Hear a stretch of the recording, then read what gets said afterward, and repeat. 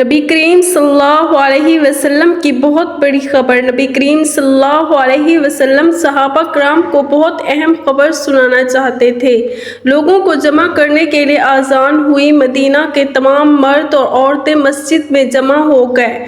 آپ صلی اللہ علیہ وسلم کا چہرہ خوشی سے دمک رہا تھا۔ فرمایا کہ تم جانتے ہو کہ میں نے تمہیں کیوں جمع کیا ہے؟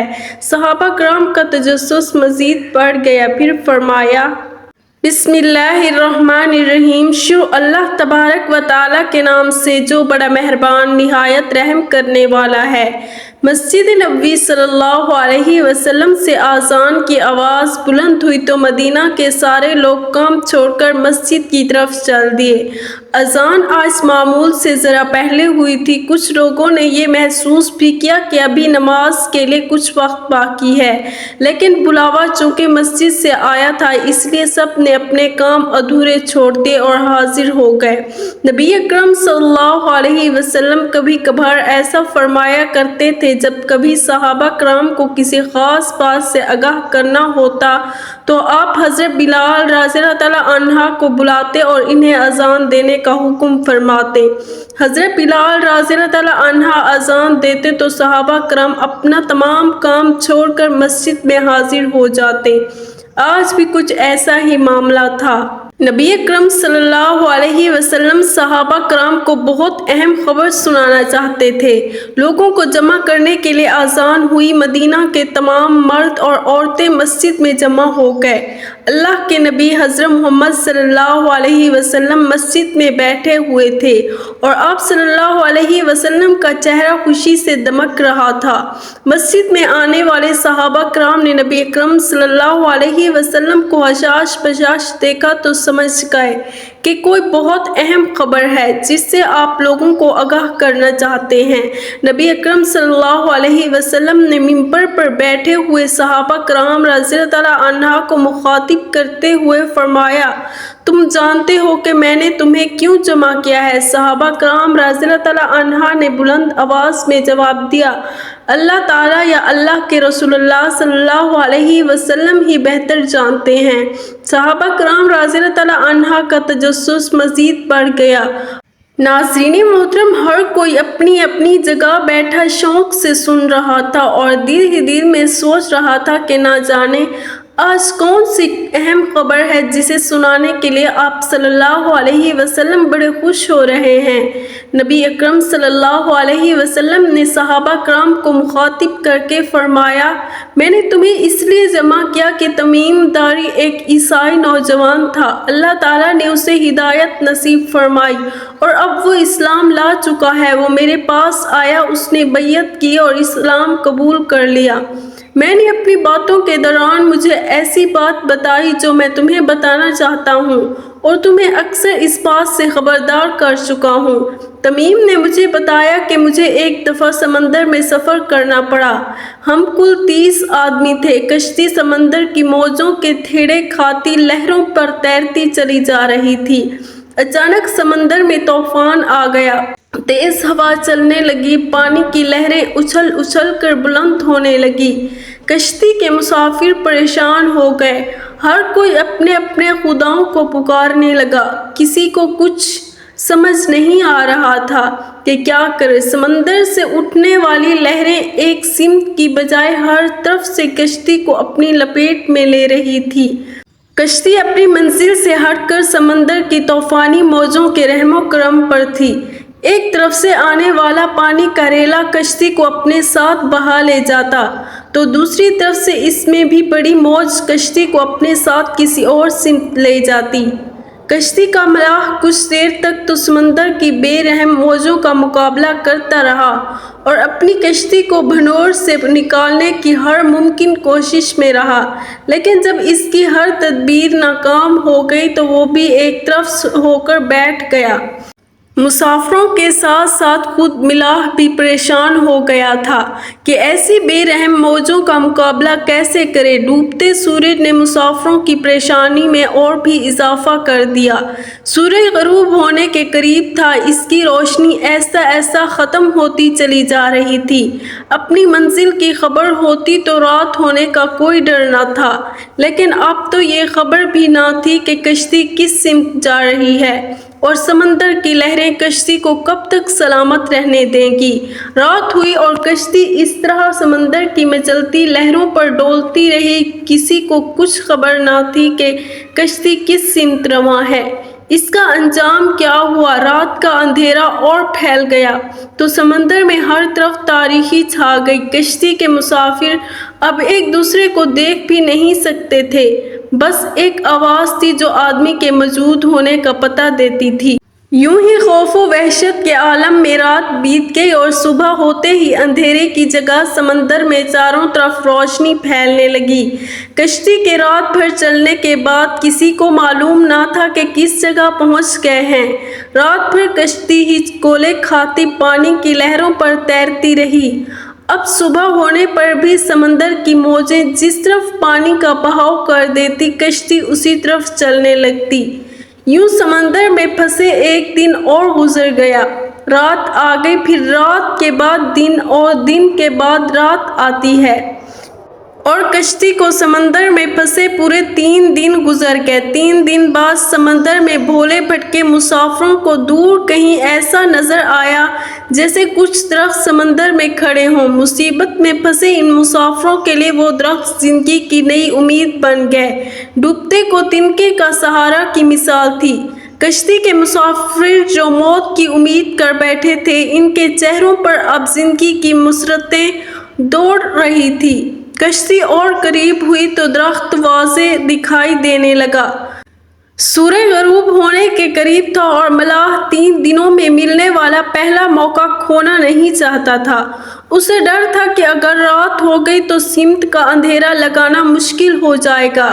کشتی آہستہ درختوں کی طرف بڑھتی رہی۔ درخت اور قریب ہوئے تو مسافروں کو یہ جان کر بہت خوشی ہوئی کہ یہ سمندر میں کوئی جزیرہ ہے۔ ملاح کی محنت بھر آئی اور ابھی سورج مکمل غروب نہ ہوا تھا کہ کشتی جزیرے کے قریب پہنچ گئی۔ سب مسافروں نے جزیرے پر قدم رکھتے ہی سکھ کا سانس لیا۔ 3 دن تک وہ زندگی اور موت کی کشمکش میں رہے تھے اور اب موت کا خوف کچھ کم ہوا تو ان کو راحت اور سکون کے کچھ لمحات میسر آ گئے تھے۔ اس خوشی میں وہ اس پر اسرار جزیرے کو دیکھ رہے تھے۔ سورج غروب ہو رہا تھا اور اندھیرا چھا رہا تھا، تاریکی چھا رہی تھی۔ غروب ہوتے ہوئے سورج نے انہیں مغرب اور مشرق کی سمتوں کی پہچان کروا دی تھی، لیکن انہیں یہ خبر نہ تھی کہ وہ کس جگہ پر موجود ہیں۔ مسافروں کو جزیرے پر اترے ابھی زیادہ دیر نہ گزری تھی کہ درختوں کے درمیان ایک عجیب و غریب قسم کا جانور نمودار ہوا۔ جانور کے پورے جسم پر بال ہی بال تھے۔ بال اس قدر لمبے اور گھنے تھے کہ یہ معلوم ہی نہ ہوتا تھا کہ جانور کا اگلا حصہ کون سا ہے اور پچھلا حصہ کون سا۔ سارے مسافر پر اسرار جزیرے پر ایک عجیب و غریب جانور کو دیکھ کر حیران و پریشان ہو گئے۔ ایک مسافر نے تعجب سے دیکھتے ہوئے دوسرے مسافر سے پوچھا، جو خود بھی حیرانگی میں ڈوبا ہوا تھا، کہ ہے افسوس، یہ کیا بلا ہے؟ جانور نے مسافر کی طرف یہ بات سن لی تھی۔ مسافر تو کچھ نہ بولا، البتہ جانور نے جواب دیتے ہوئے کہا، میں جاسوس ہوں۔ جانور نے انسانی زبان میں بات کی تو مسافر اور بھی پریشان ہو گئے۔ کچھ مسافر تو یہ سوچ کر نڈھال ہو گئے کہ ہو نہ ہو یہ شیطان ہے اور ہمارے سامنے آ گیا ہے۔ ایک مسافر نے ہمت کر کے اس جانور سے پوچھا، تمہاری جاسوسی کا کیا مقصد اور تم کس کے لیے جاسوسی کرتے ہو؟ جانور نے کہا، جس کے لیے جاسوسی کرتا ہوں وہ تم سے ملنے کا بہت اشتیاق رکھتا ہے، وہ تم سے باتیں کرنا چاہتا ہے، لہٰذا تم میرے ساتھ چلو۔ مسافروں کی حیرت لمحہ بلمحہ بڑھتی چلی جا رہی تھی۔ وہ دل ہی دل میں سوچ رہے تھے، اب نہ جانے وہ کیا بلا ہے جس کی طرف یہ لے جانے والا ہے۔ تمام مسافر چپ چاپ خاموش اس کے پیچھے ہو لیے۔ جانور درختوں کے درمیان بنا راستوں سے ہوتا ہوا ایک پرانے محل کے سامنے جا کھڑا ہوا۔ محل کو چاروں طرف سے بلند و بالا درختوں نے گھیر رکھا تھا۔ مسافر نے پریشان نظروں سے اس کی طرف دیکھا اور پھر جانور کی طرف سوالیہ نگاہوں سے دیکھنے لگے۔ عجیب و غریب جانور نے پھر حرکت کی اور ایک بڑے دروازے سے گزرتے ہوئے مسافروں کو محل کے اندر لے گیا۔ ناظرین محترم، محل کے اندر ایک بہت بڑا آدمی زنجیروں میں جکڑا ہوا تھا۔ اس سے پہلے اتنی بڑی قد و قامت اور ہیبت والا آدمی انہوں نے کبھی نہیں دیکھا تھا۔ آدمی گھٹنوں تک لوہے میں جکڑا ہوا تھا۔ اس کے دونوں ہاتھ زنجیروں سے گردن کے ساتھ بندھے ہوئے تھے۔ اس نے مسافروں کو دیکھتے ہی ایک زوردار جھٹکا دیا اور زنجیروں سے آزاد ہونے کی کوشش کی، لیکن مضبوط اور طاقتور زنجیروں نے اس کی یہ خواہش پوری نہ ہونے دی۔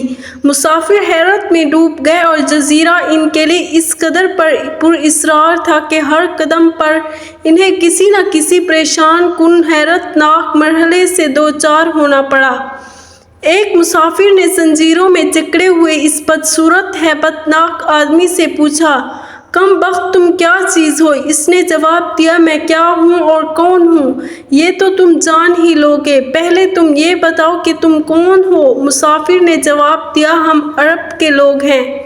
لحم اور جذام کے قبیلوں سے ہمارا تعلق ہے۔ ہم سب سمندر میں سفر کر رہے تھے کہ اچانک سمندر میں طوفان آ گیا اور ہماری کشتی بھنور میں پھنس گئی تھی۔ سمندر میں پھنسے 3 دن گزر گئے، بالآخر ایک روز ہم اس جزیرے پر اتر آئے۔ مسافر کے خاموش ہوتے ہی زنجیروں میں جکڑا آدمی بولا، ذرا مجھے نخلستان کے متعلق تو بتاؤ۔ مسافر نے کہا، ان کے متعلق کیا جاننا چاہتے ہو؟ زنجیروں میں جکڑے انسان نے کہا، نخلستان کے متعلق میں یہ جاننا چاہتا ہوں کہ وہاں کھجوروں پر پھل لگتا ہے کہ نہیں۔ انہوں نے کہا، ہاں پھل لگتا ہے۔ قیدی نے غصے بھرے لہجے میں کہا، خبردار، عن قریب ان پر پھل لگنا بند ہو جائے گا۔ وہ پھر مسافر سے مخاطب ہو کر بولا، اچھا طبرستان کے دریاؤں کے متعلق تو بتاؤ۔ مسافر نے کہا، دریا کے متعلق کیا پوچھنا چاہتے ہو؟ وہ بولا، اس میں پانی ہے۔ مسافروں نے کہا، ہاں اس میں پانی موجود ہے، تو پھر اس کا پانی عن قریب ختم ہو جائے گا۔ اس نے آنے والے وقت کی خبر سے آگاہ کیا، پھر بولا، مجھے زر کے چشمے کے متعلق تو کچھ بتاؤ۔ مسافروں نے کہا، کیا پوچھنا چاہتے ہو؟ قیدی نے کہا، یہی کہ چشمے میں پانی ہے کہ نہیں؟ اگر پانی ہے تو پھر وہاں کے لوگ اس پانی سے کھیتی باڑی کرتے ہیں یا کہ نہیں؟ مسافروں نے کہا، اس میں پانی ہے اور اس پانی سے وہاں کے لوگ کھیتی باڑی کرتے ہیں، زراعت کرتے ہیں۔ پھر قیدی نے پوچھا، اچھا ذرا مجھے نبی کریم صلی اللہ علیہ وسلم کے متعلق تو آگاہ کرو۔ مسافروں نے بتایا کہ انہوں نے مکہ سے اپنی دعوت کا آغاز کیا ہے، اب وہ مکہ سے نکل کر مدینہ میں موجود ہیں۔ قیدی نے پھر پوچھا، کیا وہ عرب کے لوگوں کے ساتھ کوئی لڑائی لڑے؟ مسافروں نے بتایا کہ ہاں۔ پھر پوچھا، عرب کے لوگوں نے لڑائی میں ان کے ساتھ کیا سلوک کیا؟ مسافروں نے کہا، لڑائی میں وہ عربوں پر غالب رہے، بہت سے عربوں نے ان کی اطاعت بھی کر لی ہے، ان کی تابعداری بھی کر لی ہے، اب وہ خود کو ان کی تابعداری میں رکھتے ہیں۔ یہ سنتے ہی وہ غصے سے پھنکارا اور زنجیروں کو جھٹکا دیا۔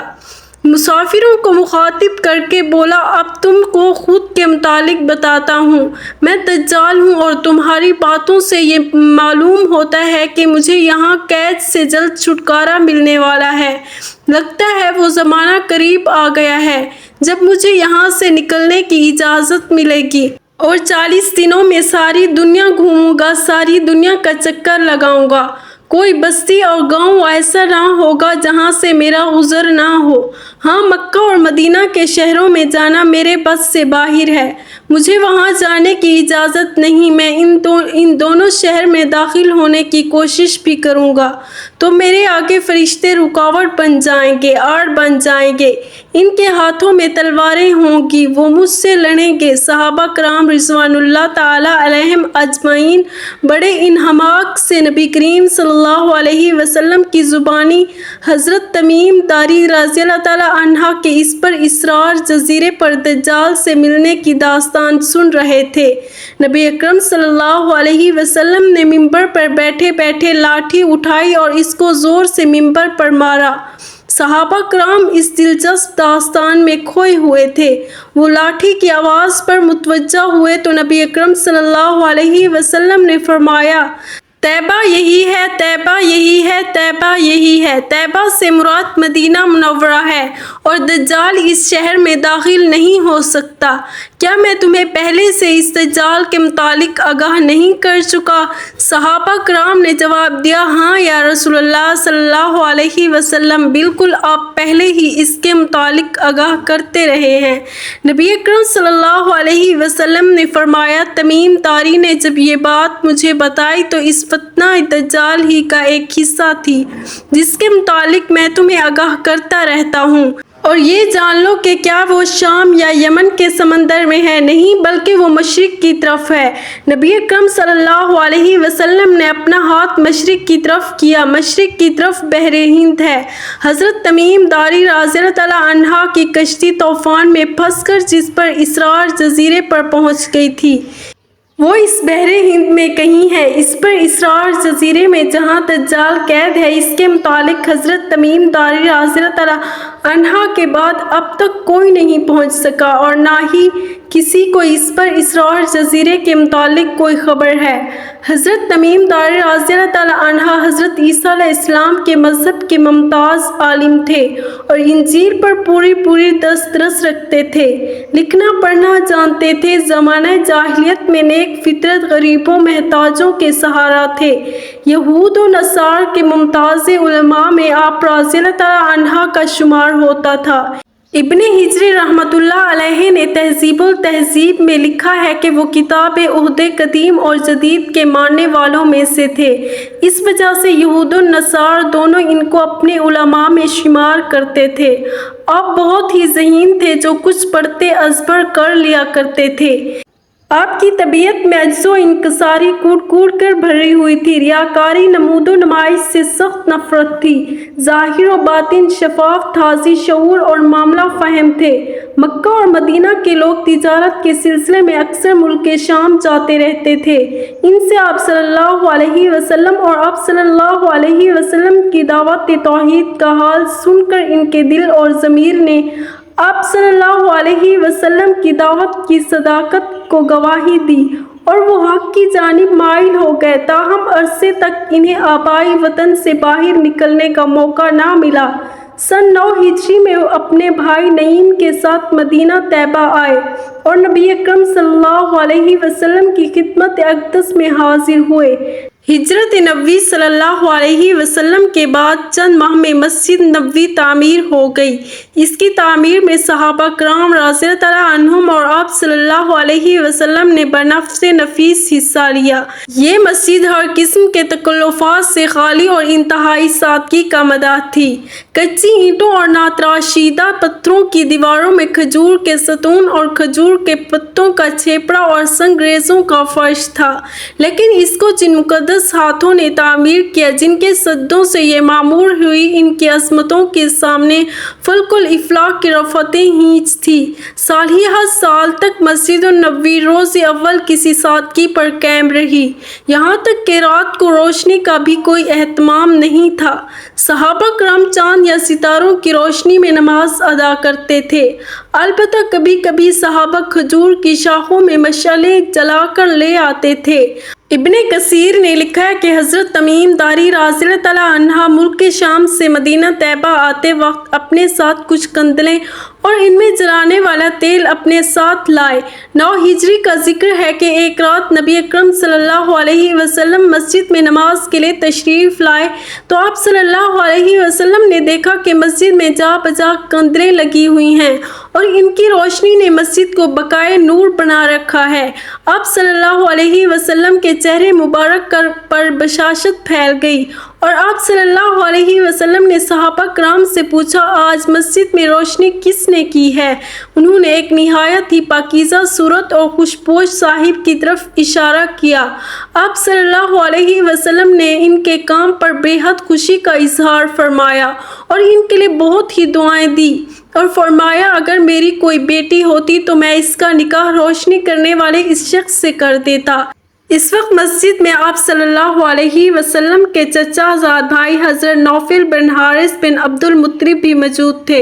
انہوں نے فوراً عرض کیا یا رسول اللہ صلی اللہ علیہ وسلم میری بیوہ لڑکی ام المغیرہ موجود ہے، اگر آپ صلی اللہ علیہ وسلم چاہیں تو ان کا نکاح ان صاحب سے کر سکتے ہیں۔ آپ صلی اللہ علیہ وسلم نے ان کا مشورہ منظور فرمایا اور اس مجلس میں ان سے حضرت ام المغیرہ رضی اللہ عنہا کا نکاح کر دیا۔ یہ خوشبخت آدمی جنہوں نے سب سے پہلے مسجد النبوی میں باقاعدہ روشنی کا اہتمام کیا، آپ صلی اللہ علیہ وسلم کو اس قدر خوش کیا کہ آپ صلی اللہ علیہ وسلم نے نہ صرف ان کو اپنی دعاؤں سے نوازا بلکہ اپنی بھتیجی کا نکاح بھی ان سے کر دیا۔ حضرت تمیم داری رضی اللہ عنہ بن اوس داری تھے۔ اللہ تعالی ہمیں صحابہ کرام کے نقش قدم پر چلنے کی توفیق عطا فرمائے، آمین ثم آمین۔